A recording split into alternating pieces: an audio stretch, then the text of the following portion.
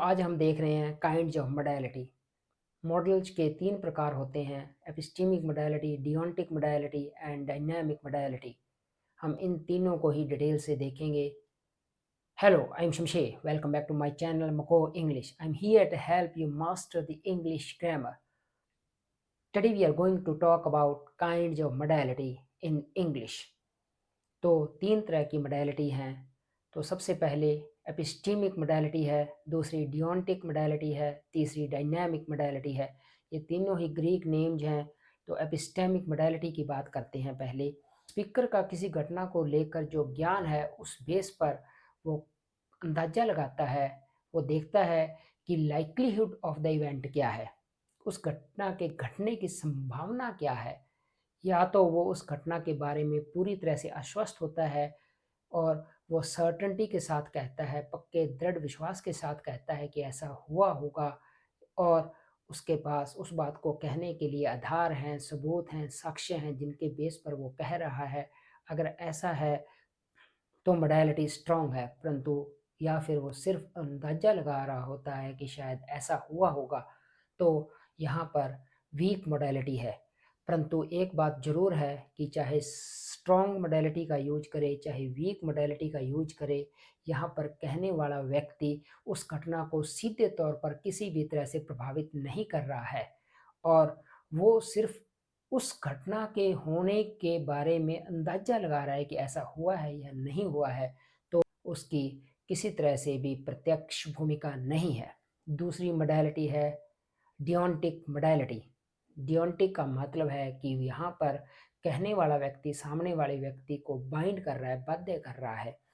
यदि वो बाध्य करता है तो उसकी विश से या उसकी इच्छा से वो काम प्रभावित होता है। यहाँ पर वो एक्शन को या काम को या इवेंट को प्रभावित करता है, क्योंकि उसके पास ऐसा करने की ताकत है, अथॉरिटी है। या तो वो उस ताकत का प्रयोग कर कर सामने वाले व्यक्ति को उस काम को करवा सकता है, उसको बाध्य कर सकता है ऐसा करने के लिए, और या फिर वो किसी को छूट दे सकता है कुछ करने की। यहाँ पर वो उसे स्वतंत्रता दे रहा है, यहाँ पर उसे ऐसा करने की इजाज़त दे रहा है। परंतु क्लियरली दोनों ही सेंसेज में वो इवेंट को या काम को प्रभावित करता है, और जो सब्जेक्ट है वो क्लियरली बाउंड हो रहा है, बाध्य हो रहा है, और जो स्पीकर है उसके पास में अथॉरिटी है, पावर है, ऐसा करवाने की ताकत है। तीसरी मोडालिटी है डायनामिक मोडालिटी। यहाँ पर स्पीकर का कोई रोल नहीं है।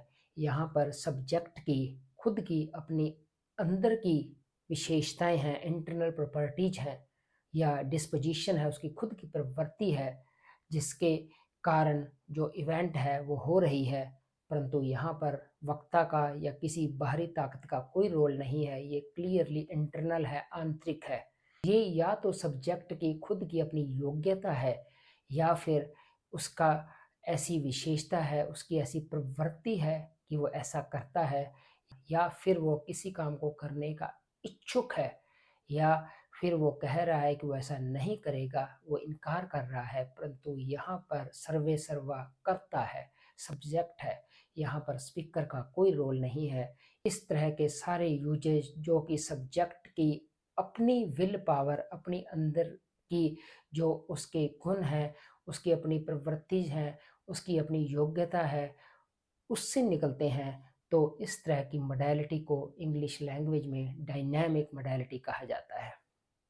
तो यहाँ पर मैं जो मोडालिटी को डिटेल में देख रहा हूँ, सबसे पहले एपिस्टेमिक मोडालिटी जो मेरी है वो बताती है कि इवेंट को लेकर, किसी काम को लेकर, किसी घटना को लेकर कितना आश्वस्त हूँ मैं, ये बताने के लिए हम एपिस्टेमिक मोडालिटी का यूज करते हैं।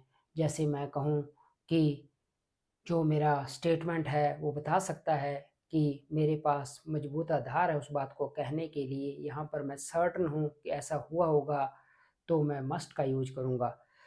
परंतु अगर मैं बता रहा हूँ कि ये सिर्फ संभावना है, ये सिर्फ मेरा अंदाज़ा है, मैं इस बारे में पूरी तरह से आश्वस्त नहीं हूँ कि ऐसा हुआ होगा, तब मैं मे का यूज करता हूँ।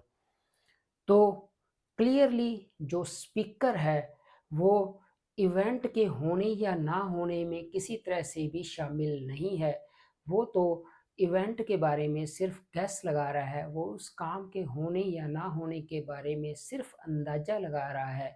या तो उसे पूरी तरह से विश्वास है उस काम के होने के बारे में कि ऐसा हुआ है, या फिर मात्र वो अंदाज़ा लगा रहा है, परंतु काम के होने में उसका कोई रोल नहीं है। उस प्रोपोज़िशन, उस इवेंट में उसका रोल ज़ीरो है। जैसे मैं कहूँ, he must have lost the keys. Must के बाद में हैव आया है, हैव के बाद में वर्ब की पास्ट पार्टिसिपल फॉर्म आई है, तो ये पास्ट टाइम की बात कर रहा हूँ मैं। और स्ट्रॉन्ग मॉडल मस्ट का यूज किया है, इसका मतलब है कि मैं इस बात को लेकर आश्वस्त हूँ, सर्टन हूँ। He must have lost the keys, उसने अवश्य ही चाबियां खो दी होंगी। परंतु अगर मैं मे का यूज करता हूँ, he may have lost the keys, again past time है, क्योंकि मे के बाद में हैव और हैव के बाद में वर्ब की थर्ड फॉर्म या पास्ट पार्टिसिपल फॉर्म आई है, ये बताती है कि टाइम पास्ट है। तो अगेन संभवतः या शायद उसने चाबियां खो दी होंगी, तो ये वीक में है और ये बताता है कि पॉसिबिलिटी है, इस बात की संभावना है। यहाँ पर मैं मात्र अंदाजा लगा रहा हूँ। दूसरी मोडालिटी है डियोंटिक।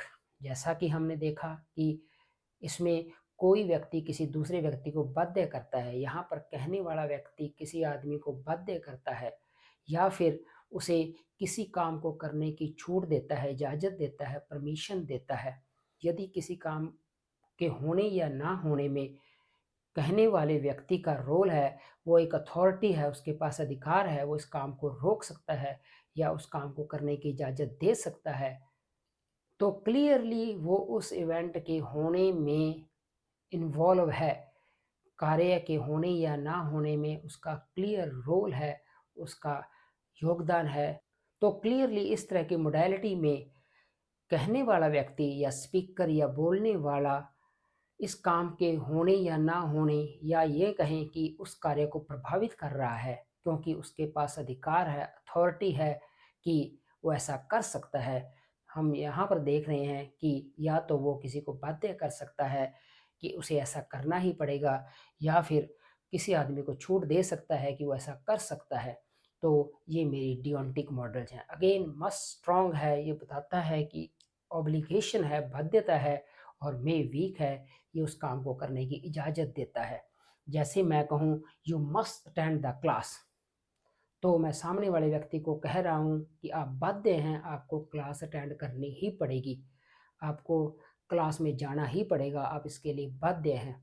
तो यहाँ पर स्ट्रॉन्ग मस्ट का यूज हुआ है और ये ऑब्लिगेशन है, बाध्यता है।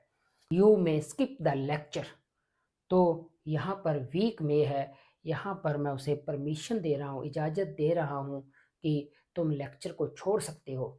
जब मैं किसी काम की परमिशन देता हूँ, तो सामने वाले व्यक्ति पर डिपेंड है कि वो ऐसा करे या ना करे, उसको छूट है।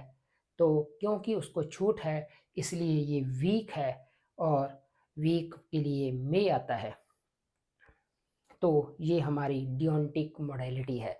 डियोंटिक एक ग्रीक वर्ड है, इसका मतलब है बाइंड समवन, परंतु ये दोनों ही अर्थों में यूज किया जाता है, किसी को बाध्य करने के लिए भी और किसी बाध्यता को हटाने के लिए भी। दोनों ही सेंसेज में एक बात क्लियर है कि जो बाध्य कर रहा है या जो इजाज़त दे रहा है, उसके पास अथॉरिटी या ताकत है ऐसा करने की। तो वो हमेशा ही सुपरऑर्डिनेट है, वो वरिष्ठ है, वो बड़ा है, या फिर पद में, या फिर किसी तरह से सामाजिक रिश्ते में। तो अब जो लास्ट टाइप है मोडालिटी का, वो है डायनामिक मॉडल। डायनामिक मॉडल का मतलब ये है कि यहाँ पर सब्जेक्ट की इंटरनल प्रॉपर्टीज़ हैं, सब्जेक्ट की अपनी आंतरिक विशेषता या गुण या प्रवृत्ति है।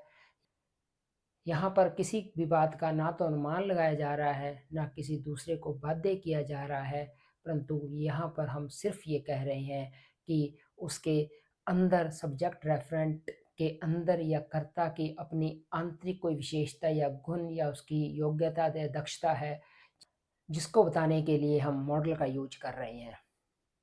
शी कैन स्पीक फ्रेंच, तो यहाँ पर सब्जेक्ट जो शी है, उसकी एबिलिटी है, योग्यता है। यहाँ पर कैन बता रहा है योग्यता को कि उसकी योग्यता है, वो फ्रेंच बोल सकती है, उसे फ्रेंच आती है। इसी तरह से they won't listen to anyone, तो ये उनकी डिस्पोजिशन है, प्रवृत्ति है उन लोगों की, सब्जेक्ट दे की प्रवृत्ति है या उनका कैरेक्टरिस्टिक बिहेवियर है, उनका आत्म स्वभाव है ऐसा करना कि वो ऐसा करते हैं, वो किसी की बात नहीं सुनते। यहाँ पर स्पीकर का कोई रोल नहीं है। यहाँ पर वो बता रहा है कि सब्जेक्ट का क्या गुण है, सब्जेक्ट का क्या स्वभाव है। जो सब्जेक्ट मेरा शी है या सब्जेक्ट दे है, यहाँ पर उनकी योग्यता को बताया जा रहा है। जो उनकी आंतरिक विशेषताएं हैं, जन्मजात विशेषताएं हैं, गुण हैं उनके, उनके बारे में बात की जा रही है। तो क्लियरली इस तरह की मोडालिटी को डायनामिक मोडालिटी बोला जाता है और ये भी बहुत ज़्यादा महत्वपूर्ण है। तो इस लेक्चर में हमने देखा कि मोडालिटी के 3 टाइप हैं, एपिस्टीमिक, डियोंटिक एंड डायनामिक मोडालिटी। फिर हमने देखा कि ये किस तरह से एक दूसरे से डिफ़र करती हैं और हमने ये समझने की कोशिश की कि जो मोडालिटी है वो इन्हीं 3 पिलर्स के आसपास या 3 स्तंभों के आसपास घूमती है। कोई भी मॉडल हो, मॉडल का चाहे कोई भी यूज क्यों ना हो, कोई भी प्रयोग क्यों ना हो, वो इन्हीं 3 में से कोई एक प्रयोग होगा। In this series, we are going to cover all the modal verbs and we are going to cover them in detail. The links to all the previous lessons are available in the description box where you can watch all of them and you can master the model concept. Thanks for watching the video. I hope you really enjoyed it. If you enjoyed it, please like, share and subscribe. Thank you very much again.